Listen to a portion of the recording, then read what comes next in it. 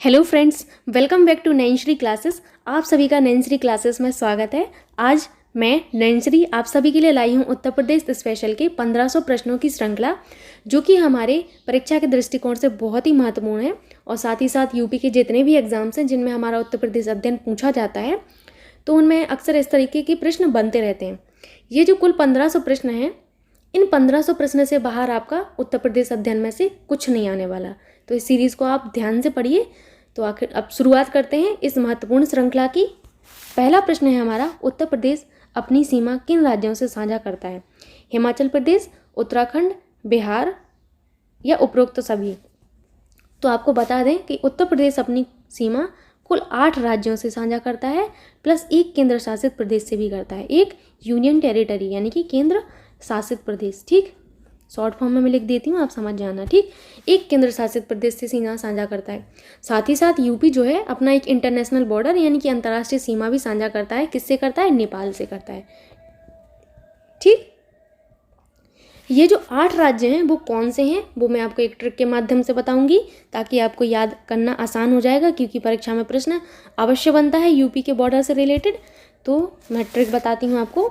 Trick है, राज मैं 6 झाड़ू से ऊब गई हूँ। ठीक है, यहाँ पे मैं लिखती हूँ, राज मैं 6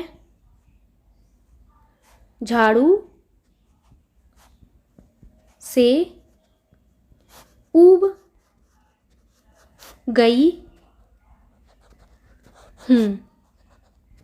ठीक है, राज में 6 झाड़ू से ऊब गई हूँ। तो ये जो राज है ना, इस राज का मतलब है राजस्थान, माँ का मतलब है मध्य प्रदेश, झा का मतलब है छत्तीसगढ़ और हा का मतलब है हिमाचल प्रदेश। झा का मतलब है झारखंड, ऊ से मतलब है उत्तराखंड, बा से मतलब है बिहार और गई से कोई मतलब नहीं लेना है, और हा का मतलब है आपका यहाँ पर हरियाणा। तो ऐसे हो गए ना आपके टोटल 8 राज्य। कितने? 8। जैसे राज से क्या है? राजस्थान है, माँ से मध्य प्रदेश, झा से छत्तीसगढ़, हा से आपका है हिमाचल प्रदेश, झा से झारखंड और ऊ से उत्तराखंड, बा से बिहार और इस वाले हा से आपका हरियाणा। कितने हो गए? 1 2 3 4 5 6 7 8 8 राज्य हो गए। आपको समझ में आ गया होगा कि किस तरीके से आपको ट्रिक के माध्यम से ये 8 राज्य याद रखने हैं, क्योंकि ये बहुत ही इंपॉर्टेंट प्रश्न बनता है परीक्षा में यूपी के बॉर्डर से रिलेटेड। ठीक, तो हमारा ऑप्शन 4 एकदम सही होगा कि उपरोक्त सभी जो राज्य हैं वो हमारे यूपी से अपनी सीमा साझा करते हैं। चलते हैं अगले प्रश्न पर। प्रश्न है हमारा कि उत्तर प्रदेश के कुल कितने जिले नेपाल से सीमा लगाते हैं? वेरी वेरी इंपॉर्टेंट कि यूपी के ऐसे कितने ज़िले हैं जो हमारे नेपाल से सीमा लगाते हैं। आप सभी को पता है नेपाल जो है हमारा यूपी से सीमा लगाता है। ठीक है, तो कितने ज़िले हैं ऐसे? ऐसे हमारे 4 ज़िले हैं, 7 ज़िले हैं, 8 ज़िले हैं या फिर 10 ज़िले हैं। तो आपको बता दें कि हमारे नेपाल से सीमा लगाने वाले उत्तर प्रदेश के 7 ज़िले हैं। वो 7 ज़िले कौन कौन से हैं मैं आपको बता देती हूँ, आप लिख लीजिए, या फिर जो इम्पोर्टेंट हैं वो आप लिख लीजिए। जैसे पीलीभीत, खीरी, बहराइच, श्रीबस्ती, बलरामपुर, सिद्धार्थनगर, महाराजगंज। जिसमें से आपको खीरी जरूर याद रखना है कि खीरी हमारा जो है लखीमपुर खीरी, जिसको हम पूरा नाम बोलते हैं लखीमपुर खीरी, हमारा नेपाल से सीमा लगाता है। खीरी क्यों याद रखना है आगे आप जानेंगे, लेकिन मैं यहाँ पर भी बता देती हूँ। खीरी इसलिए याद रखना है आपको कि खीरी जो है लखीमपुर खीरी वो हमारा क्षेत्रफल की दृष्टि से उत्तर प्रदेश का सबसे बड़ा जिला है। ठीक है, इसलिए खीरी आपको याद रखना है। ठीक, आई होप आप समझ गए होंगे कि मैंने क्यों आपको खीरी पे इतना जोर दिया है। ठीक, चलते हैं अगले प्रश्न पर। प्रश्न है हमारा कि उत्तर प्रदेश अपनी अंतर्राष्ट्रीय सीमा किससे साझा करता है? चीन से, पाकिस्तान से, नेपाल से या म्यांमार से? तो हम आपको पहले ही बता चुके हैं कि उत्तर प्रदेश अपनी सीमा जो है अंतर्राष्ट्रीय सीमा नेपाल के साथ सीमा साझा करता है। चाइना, पाकिस्तान और म्यांमार से भारत सीमा साझा करता है, उत्तर प्रदेश सीमा साझा नहीं करता है। ठीक, चलते हैं अगले प्रश्न पर। प्रश्न है हमारा कि उत्तर प्रदेश का क्षेत्रफल की दृष्टि से सबसे बड़ा जिला कौन सा है? ऑप्शन हैं आपके पीलीभीत, सोनभद्र, सहारनपुर, लखीमपुर खीरी।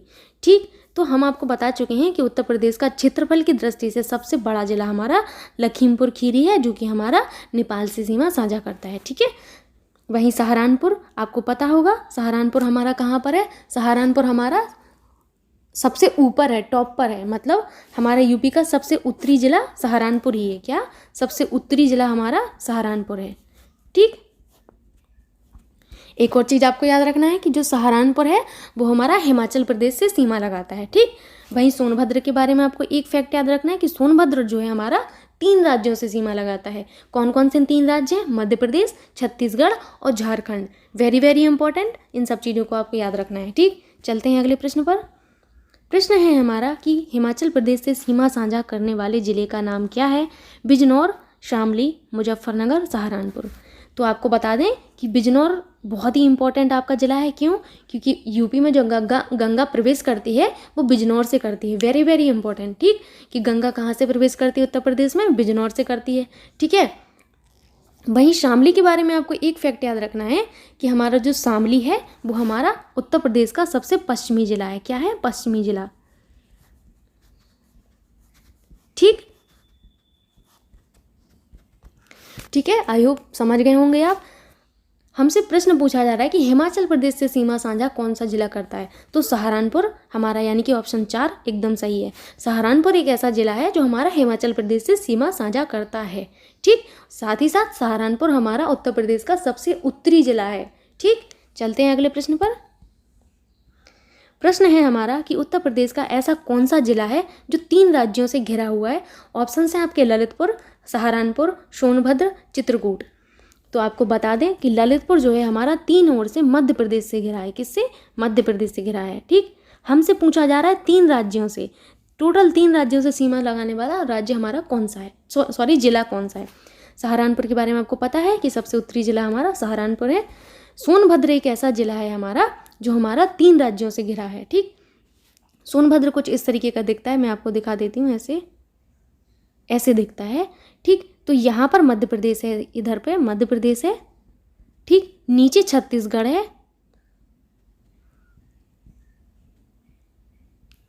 ठीक है। और इधर पे हमारा पूरब की तरफ झारखंड है।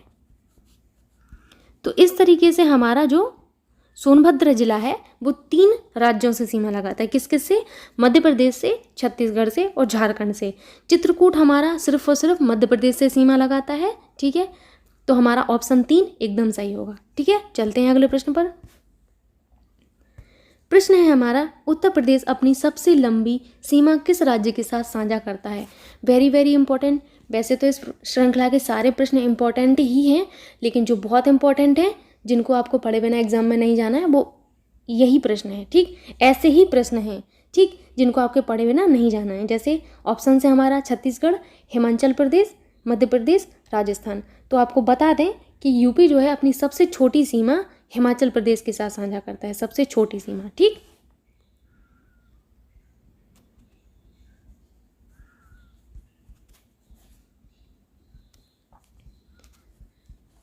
ठीक है, हमसे पूछा गया है कि सबसे लंबी सीमा किसके साथ साझा करता है?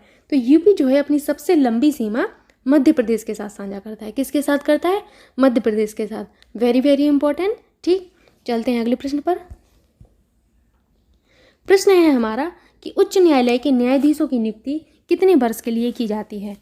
61 वर्ष के लिए, 65 वर्ष की आयु तक के लिए, 62 वर्ष की आयु के लिए, इनमें से कोई नहीं। तो आप सभी को पता है कि हमारे जो उच्च न्यायालय के न्यायाधीश हैं उनकी नियुक्ति 5 वर्षों के लिए, यानी कि इनका जो टेन्योर होता है,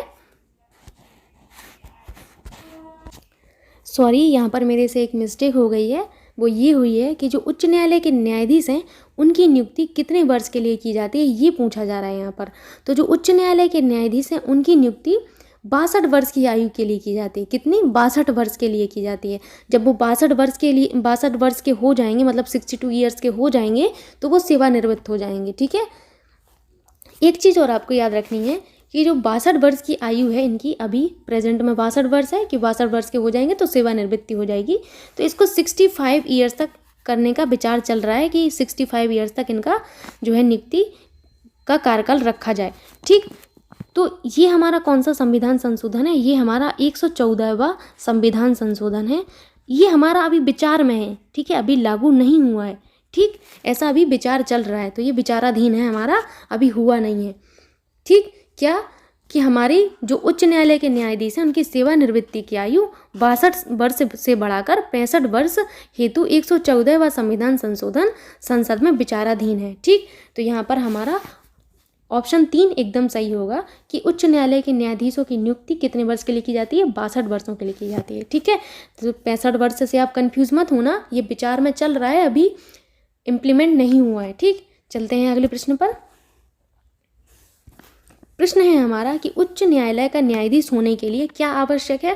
भारत का नागरिक हो, कम से कम 10 वर्ष तक किसी न्यायिक पद पर कार्य किया हो, या इतने वर्ष उच्च न्यायालय में अधिवक्ता रहा हो, एक व दोनों, इनमें से कोई नहीं।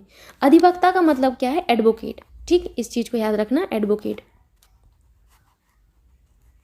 ठीक है, तो यदि उच्च न्यायालय का न्यायाधीश बनना है तो उच्च न्यायालय के न्यायाधीश बनने के लिए जरूरी होती है कि आप भारत के नागरिक हों, साथ ही साथ कम से कम 10 वर्षों तक आपने किसी न्यायिक पद पर कार्य किया हो, या आप इतने वर्षों के लिए, यानी कि 10 वर्षों के लिए, इतने का मतलब है 10 वर्षों के लिए, या आप 10 वर्षों के लिए उच्च न्यायालय में एडवोकेट रहे हों, तब आप भारत के उच्च न्यायालय के न्यायाधीश बन सकते हैं। ठीक, तो यहाँ पर आपका ऑप्शन 3 एकदम सही होगा।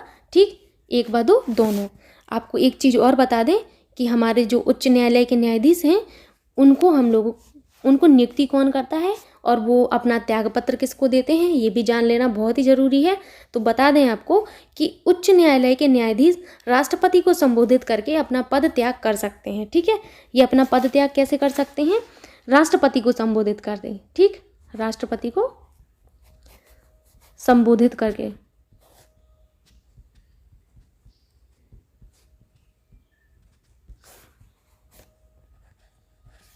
ठीक, साथ ही साथ आपको ये भी याद रखना है कि उच्च न्यायालय के न्यायाधीशों की नियुक्ति कौन करता है। तो आपको बता दें कि उच्च न्यायालय के न्यायाधीशों की नियुक्ति संविधान के अनुच्छेद 217 1 के अनुसार हमारे राष्ट्रपति जी करते हैं। कौन करता है? राष्ट्रपति जी करते हैं। वेरी वेरी इंपॉर्टेंट, राष्ट्रपति करते हैं। ठीक है, बहुत ही इंपॉर्टेंट पॉइंट है कि हमारे उच्च न्यायालय के न्यायाधीशों की नियुक्ति कौन करता है? तो हमारे राष्ट्रपति जी करते हैं, संविधान के अनुच्छेद 217 1 के अनुसार।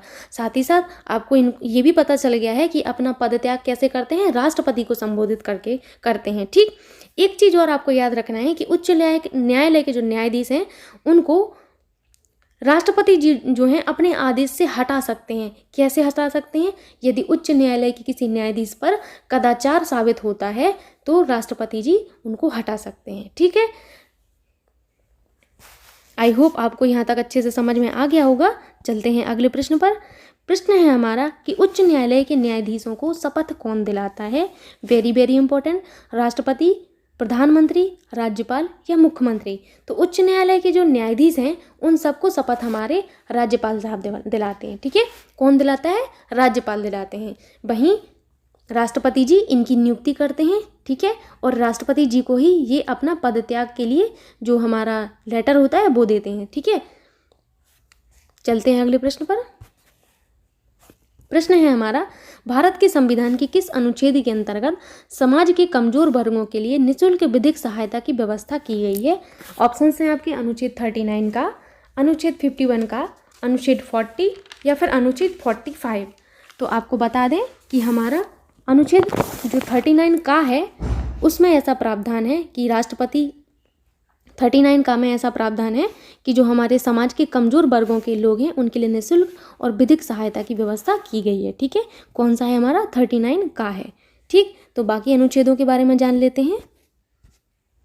एक चीज़ और आपको याद रखनी है कि जो हमारा 39 का अनुच्छेद है वो 42वें संविधान संशोधन द्वारा जोड़ा गया था। ठीक है, 42वें संविधान संशोधन। ठीक, कौन सा संविधान संशोधन? 42वें संविधान संशोधन द्वारा हमारा अनुच्छेद 39 का हमारे भारतीय संविधान में जोड़ा गया। ठीक, अभी आप ये जान लीजिए कि अनुच्छेद 51 का क्या है। तो आपको बता दें अनुच्छेद 51 का में हमारे मूल कर्तव्य हैं। ठीक, क्या है? मूल कर्तव्य हैं। ठीक, अनुच्छेद 40 में क्या है? तो अनुच्छेद 40 में है कि ग्राम पंचायतों की स्थापना का प्रावधान। क्या है?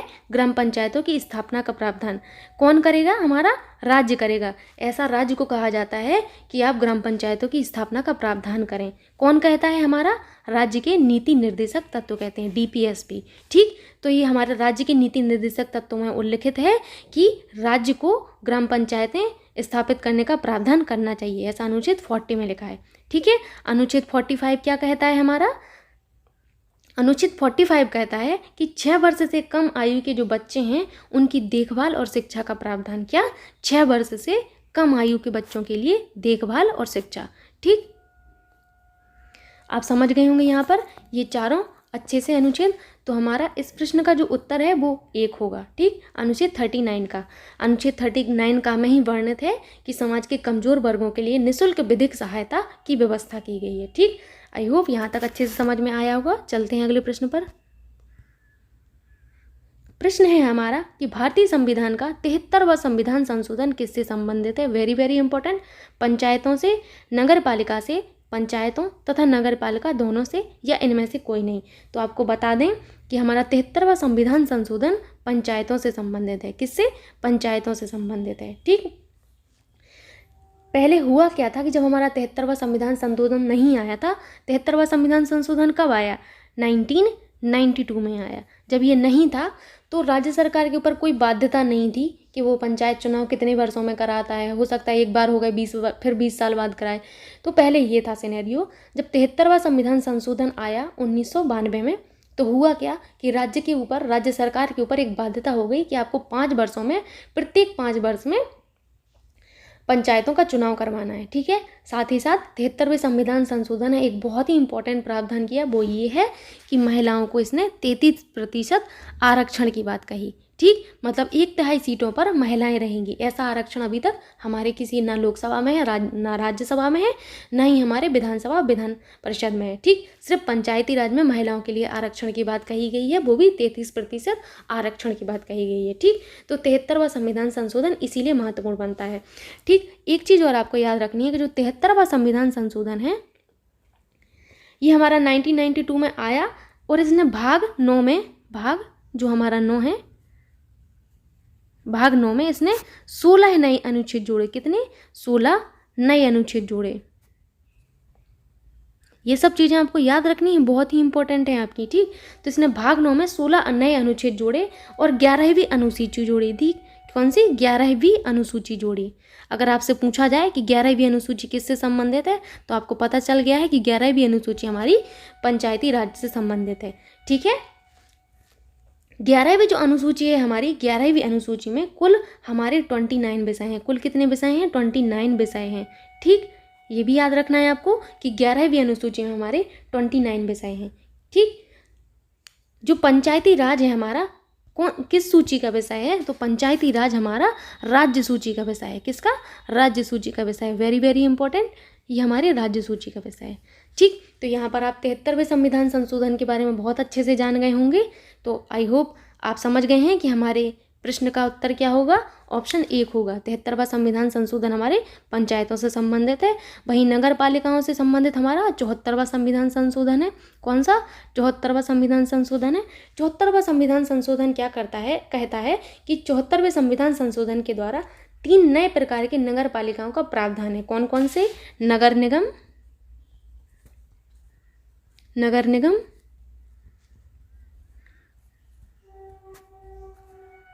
नगर पालिका परिषद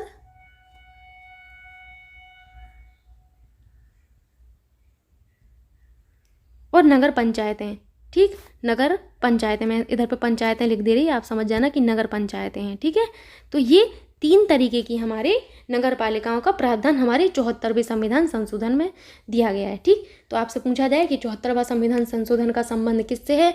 पंचायतों से है या फिर नगर पालिकाओं से है? तो आपको पता चल गया है कि हमारा नगर पालिकाओं से संबंध है हमारा 74वें संविधान संशोधन का। ठीक, चलते हैं अगले प्रश्न पर। प्रश्न है हमारा कि भारतीय संविधान की किस संविधान संशोधन के अंतर्गत महिलाओं के लिए ग्राम पंचायतों में 33% आरक्षण की बात कही गई? ऑप्शन से आपके 39वां संविधान संशोधन, 73वां संविधान संशोधन, 52वां संविधान संशोधन या फिर 13वां संविधान संशोधन। तो आपको बता दें 33% आरक्षण की बात हमारे 73वें संविधान संशोधन में कही गई थी। किसमें? 73वें संविधान संशोधन में कही थी। ठीक, 39वां संविधान संशोधन क्या था, जो कि हमारा बहुत इंपॉर्टेंट है। 39वां संविधान संशोधन हमारा राष्ट्रपति, उपराष्ट्रपति, स्पीकर और प्रधानमंत्री से संबंधित था। किससे? राष्ट्रपति, उपराष्ट्रपति, स्पीकर और प्रधानमंत्री। इनसे संबंधित था। तो 39वें संविधान संशोधन में क्या कहा गया? इसमें कहा गया कि राष्ट्रपति, उपराष्ट्रपति, स्पीकर और प्रधानमंत्री के चुनाव को चुनौती नहीं दी जा सकती। इसका मतलब ये हुआ कि अगर संसद में कोरम पूरा नहीं है तो भी इनके चुनाव को टाला नहीं जा सकता। ठीक है, ये नहीं कहा जाएगा कि आज ये सांसद अनुपस्थित हैं तो आज चुनाव टाल दो, आज ये 10 सांसद नहीं आए तो चुनाव टाल दो, ऐसा नहीं हो सकता। आप राष्ट्रपति के चुनाव को, उपराष्ट्रपति के चुनाव को, स्पीकर के चुनाव को और प्रधानमंत्री जी के चुनाव को चुनौती नहीं दे सकते। उनका चुनाव होकर ही रहेगा उसी डेट में। ठीक, कोरम पूरा ना होने पर भी। ठीक, 52वां संविधान संशोधन क्या कहता है? 52वां संविधान संशोधन हमारा कहता है दल बदल के बारे में। ठीक, दल बदल, ये एंटी डिफेक्शन के बारे में। ठीक, दल बदल विरोधी, इसको क्या कहते हैं? एंटी डिफेक्शन लॉ कहते हैं। ठीक, इसमें क्या कहा जाता है? 52वें संविधान संशोधन में कहा जाता है कि एक साथ पूर्ण दल बदल नहीं कर सकता, ना ही एक साथ लघु दल बदल होगा। ठीक है, ये कहता है हमारा 52वां संविधान संशोधन। समझ गए होंगे आप कि ना तो एक साथ पूरा दल बदल सकता है, ना ही एक साथ पूरा लघु दल बदल हो सकता है। ठीक है, मतलब ये हुआ कि एक पार्टी से दूसरी पार्टी में पूरे सदस्य नहीं जा सकते, एक आध सदस्य जा सकता है, पूरे सदस्य नहीं जा सकते। ठीक, इसीलिए एंटी डिफेक्शन लॉ आया है। पहले यही होता था, जब एंटी डिफेक्शन लॉ नहीं आया था, 1985 में आया था ये एंटी डिफेक्शन लॉ। जब ये नहीं आया था तो पूरी की पूरी पार्टी हमारी दूसरी पार्टी में शिफ्ट हो जाती थी और सरकार गिर जाती थी। ठीक, तो इस चक्कर में ये वाला लॉ आया था अपना। ठीक है, 52वां संविधान संशोधन आया ताकि इन सब चीज़ों पर रोक लगाई जा सके। वहीं 13वां जो संविधान संशोधन था, 13वां संविधान संशोधन हमारा किससे संबंधित था? नागालैंड से संबंधित था। वेरी वेरी इंपॉर्टेंट, पूछा जाता है नागालैंड से संबंधित हमारा संविधान संशोधन कौन सा है? तो नागालैंड से संबंधित हमारा संविधान संशोधन है 13वां संविधान संशोधन। ठीक, आप समझ गए होंगे। चलते हैं अगले प्रश्न पर।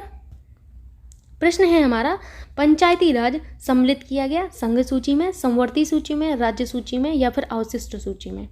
तो आपको बता दें कि पंचायती राज हमारा राज्य सूची का विषय है। किसका? राज्य सूची का विषय है। ठीक है, आप सभी को पता होगा कि ये सूचियां हमारे क्यों डिवाइड की गई। ठीक, तो ये सूचियां जो होती हैं वो हमारी 7वीं अनुसूची जो है, हमारी 7वीं अनुसूची जो है, हमारी कौन सी? 7वीं अनुसूची। 7वीं अनुसूची में जो है केंद्र और राज्यों के बीच शक्तियों का बंटवारा किया गया। ठीक है, क्या किया गया? केंद्र और राज्यों के बीच शक्तियों का बंटवारा। इसीलिए ये सूचियां बनाई गई। किस लिए बनाई गई? केंद्र के बीच और राज्यों के बीच जो शक्तियां हैं पावर को डिवाइड करने के लिए। तो इसमें तीन सूचियां दी गई हमको। कौन कौन सी सूचियां दी गई? संघ सूची, पहली हमारी संघ सूची, दूसरी है हमारी राज्य सूची और तीसरी है हमारी समवर्ती सूची। 3 अनुसूचियां हैं। ठीक, पहली सूची में क्या है हमारा? संघ सूची के बारे में। संघ सूची में कुल कितने विषय हैं वर्तमान में? तो 100 विषय हैं। ये सारी चीज़ें आपसे एग्जाम्स में पूछी जाती हैं, आप इन सबको बिल्कुल छोड़ नहीं सकते हैं, इनको पढ़े बिना जाना ही नहीं है आपको।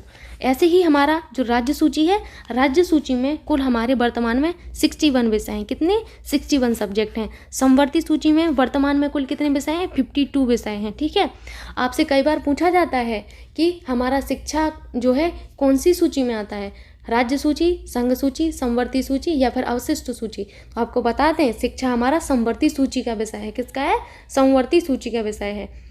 समवर्ती सूची का मतलब है कि केंद्र और राज्य दोनों इस पर काम कर सकते हैं। ठीक, वहीं राज्य सूची का मतलब है कि राज्य सूची में जो शक्तियां दी गई हैं, राज्य सूची में जितनी भी शक्तियां हैं उन पर केवल और केवल विचार हमारी राज्य सरकार कर सकती है। संघ सूची का मतलब है कि इसमें जितनी भी शक्तियां दी गई हैं उन पर केवल और केवल हमारी केंद्र सरकार ही विचार कर सकती है, केंद्र सरकार ही रिफॉर्म ला सकती है। ठीक, आप समझ गए होंगे सूचियों का मतलब। इसीलिए पंचायती राज हमारी राज्य सूची का विषय है। इसका मतलब ये हुआ कि पंचायती राज से संबंधित जितने भी निर्णय हैं वो हमारी राज्य सरकार लेगी। कौन लेगी?